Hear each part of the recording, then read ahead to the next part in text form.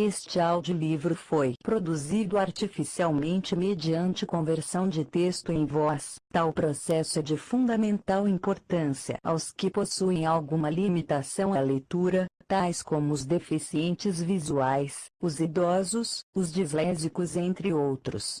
Alertamos que, por se tratar de produção não natural da voz humana, o áudio pode apresentar incorreções fônicas e outras falhas decorrentes da própria ortografia, como no caso das abreviações, pontuações e palavras estrangeiras.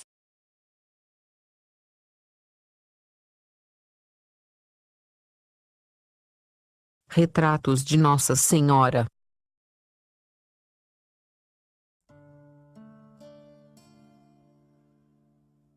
Capítulo 2. Nossa Senhora Colegial. O Evangelho nada nos diz, porém existe uma tradição antiga e venerada de que a Santíssima Virgem se educou no Templo de Jerusalém, como muitas outras jovens de Israel. A Igreja celebra a festa da apresentação da Santíssima Virgem no Templo. A vida daquelas jovens podia comparar-se com a das meninas que se educam num colégio. Podemos, pois, chamar a menina Maria, colegial. Faremos o retrato com os dados que nos dá a tradição.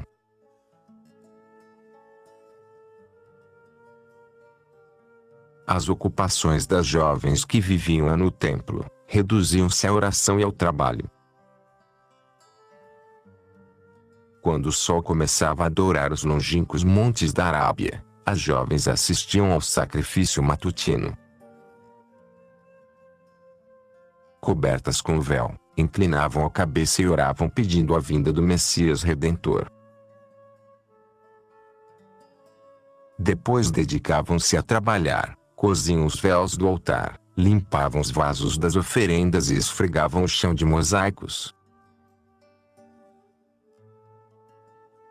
Aquelas jovens faziam trabalhos primorosos. Umas volteavam com os seus dedos ágeis o fuso de cedro, outras recamavam de ouro, de púrpura e de jacintos os véus do templo, outras inclinadas sobre um tear ou um bastidor, confeccionavam delicados trabalhos de tapeçaria. As ocupações da mulher forte, que descreve a Sagrada Escritura, as que, segundo Homero, realizavam as antigas princesas.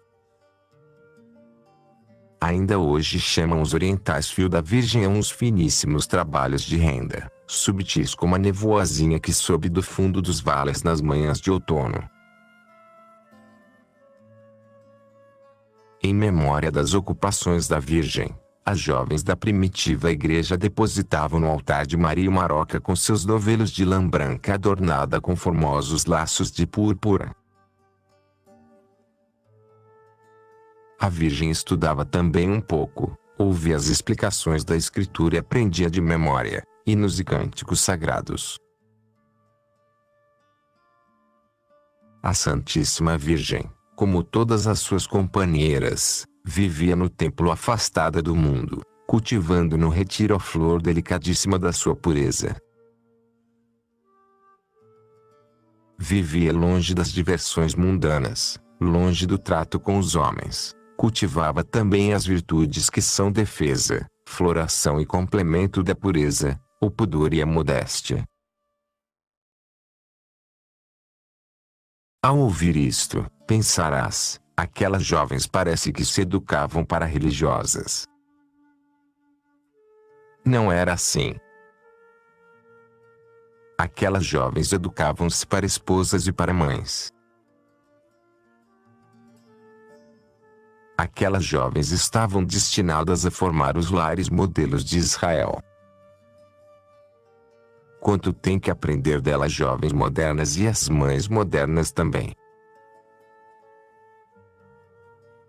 A jovem de hoje forma-se ou deforma-se na rua, no bar, no cinema, na praia, e é a sua própria mãe quem a leva ou manda a esses lugares de deformação.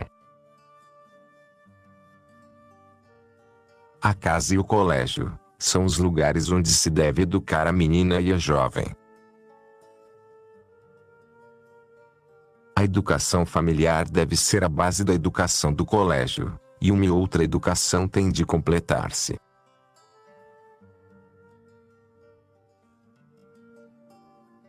A educação que a jovem recebe nos colégios e centros docentes deve ir encaminhada para o lar principalmente. Alguma privilegiada sentirá o chamamento de Deus a um estado mais perfeito, a virgindade, porém a maioria tem como ideal o matrimônio. Por isso no colégio devem adquirir as virtudes sobrenaturais e domésticas de que necessita a mulher casada para desempenhar bem a sua missão. Deve adquirir uma piedade sólida. Não uma piedade sentimental que dure enquanto se está na capela. Não uma piedade de beata, rezas intermináveis que não têm influência na vida prática. Deve ser uma piedade fundada no santo temor de Deus, no conhecimento do domínio que Deus tem sobre os homens e da obrigação que os homens têm de servir a Deus, fundada no conhecimento e no amor a Jesus Cristo, piedade que leva a evitar todo o pecado mortal e ainda venial, que infunde espírito de abnegação e de sacrifício, que leve à prática de todas as virtudes. Assim era a piedade da Santíssima Virgem. Maria no retiro do templo cultivava a açucena da pureza. Que necessária é esta virtude para uma futura mãe. O mundo está saturado de sensualidade e a mãe tem que afastar de sua casa esse ambiente envenenado. Mas ainda, a mãe no lar tem de ser a açucena de pureza que embalsame com o seu perfume todo o ambiente doméstico. Puras as suas palavras, puros os seus olhares, puros os seus gestos, tudo nela pureza. A jovem que cresce num ambiente de sensualidade criará no seu lar o mesmo ambiente. A jovem que leva ao matrimônio um coração corrompido, longe de ser no lar a açucena de pureza, será foco de corrupção que envenene a própria casa. Quer Deus te chame a um estado de perfeição evangélica, quer Deus te destine ao matrimônio, deves cultivar com todo cuidado, desde os teus anos de colegial, a virtude da pureza. E como defesa da pureza, deves cultivar o pudor. O pudor é um instinto do homem que o faz pôr em guarda, mal assume algum perigo contra a pureza. Quando a tentação quer entrar pelos olhos, o pudor fecha-os. Quando quer entrar pelos ouvidos, o pudor tinge o rosto de carmim, para dizer ao desbocado, cala-te que me ofendes. O pudor natural aperfeiçoa-se e atrofia-se.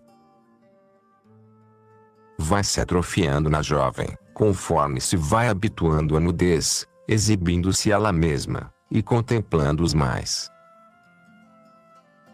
O mundo é um cemitério do pudor. E quando o pudor for enterrado, morre também a pureza. Irmã do pudor é a modéstia. Uma virtude que põe moderação nas atitudes exteriores do homem, sobretudo no vestir. A modéstia é a flor que brota no exterior da raiz oculta da pureza. A modéstia vai desaparecendo do mundo também. O ambiente em que vive a mulher é tal que necessita heroísmo para não se deixar arrastar pela corrente da moda, e a jovem deve sair do colégio disposta a lutar heroicamente para guardar a modéstia. No ano de 1930 a Sagrada Congregação do Concílio, por mandado de Sua Santidade Pio XI, deu para todo mundo normas de modéstia que deviam guardar-se. dirige-se aos pais de família, e recorda-lhes a gravíssima obrigação de procurar para seus filhos a educação religiosa e moral e de imprimir nas almas de suas filhas o amor à modéstia e à castidade com a palavra e com o exemplo, que não lhes permitam vestir indecorosamente, nem consintam tomar parte em exercícios públicos de ginástica, e, se veem obrigados a consentir, procurem que os seus vestidos sejam honestos, e com vestidos desonestos não lhe permitam apresentar-se. Exorta os pais a que, dentro do lar, imitem a Sagrada Família, para que nele tenham um estímulo contínuo para guardar a modéstia e a honestidade.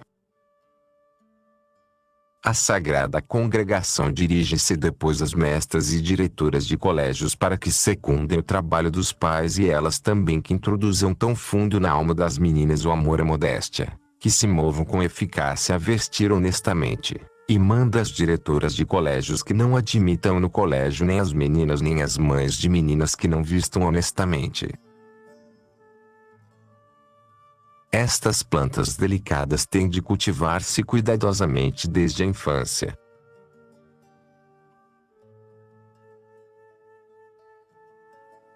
Com estas virtudes sobrenaturais, são necessárias as virtudes domésticas, para governar uma casa. A Santíssima Virgem trabalha no templo e prepara-se para trabalhar na casinha de Nazaré. Trabalha nos ofícios manuais, e a trabalhar não lhe caía da fronte a coroa de Rainha dos Céus. Trabalhava com as suas mãos delicadíssimas, aquelas mãos de rainha calejavam-se e não se envergonhava disso.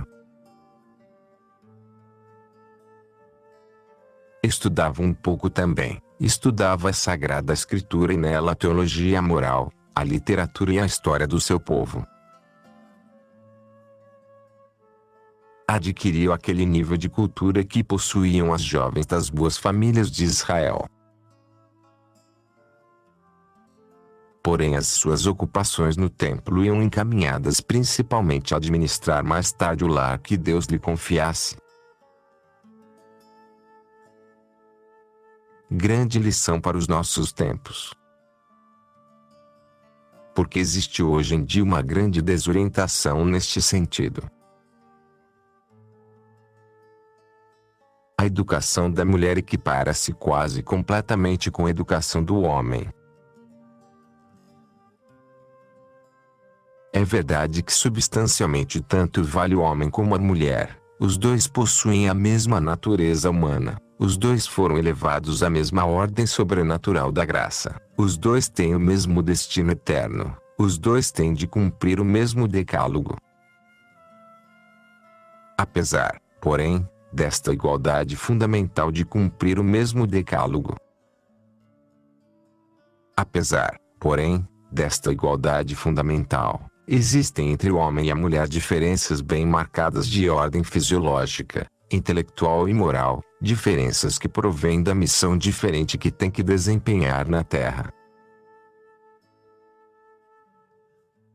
Difícil será averiguar qual dos dois tem uma inteligência mais privilegiada, porém é indiscutível que essas inteligências levam direção diferente. Na ordem prática e moral, o caráter do homem difere muito do da mulher, sem que se possa precisar tão pouco qual deles é melhor, pois um e outro possuem as suas virtudes e os seus defeitos peculiares. Ora bem, se a mulher tem que desempenhar um papel diferente do homem, se a sua inteligência levou uma direção diferente da do homem, se o seu caráter apresenta modalidades diversas das do homem, é um absurdo dar ao homem e à mulher a mesma preparação para a vida, é um absurdo levar pelo mesmo caminho a sua inteligência e é um absurdo formar no mesmo molde o seu caráter. A mulher, antes de mais nada, está destinada a ser esposa, a ser mãe e dona de casa. Logo, para isso deve dirigir-se principalmente à sua educação. É verdade que há ocasiões em que tem de suprir a falta do varão, por ficar viúva ou solteira, e a necessidade tirânica a obrigará a ocupar-se em ofícios impróprios da mulher, para ganhar o sustento, porém isso deve ser uma exceção da lei em geral. É verdade também que a sociedade atual pede à mulher um grau de cultura mais elevado que em épocas anteriores. Que adquira o maior nível cultural possível, porém que não esqueça que a sua missão principal está dentro do lar. É também tendência desacertada que a mulher se equipare em tudo ao homem, nas diversões, nos desportos, até nos vícios de fumar e beber, em algumas nações até no vestir, em todo o seu comportamento e até na vida social. Resultado de tudo isso: que a mulher vai perdendo ou perdeu já as notas características da sua feminilidade, o pudor, a modéstia, a delicadeza nos modos. Que a mulher francamente cristã está a desaparecer. Resultado de tudo isso: o que se ouve, raparigas para divertimento há todas as que se queira, poucas, muito poucas, formadas para esposas e para mães. Não sucederia isto se as raparigas recebessem a educação devida. À luz do Evangelho,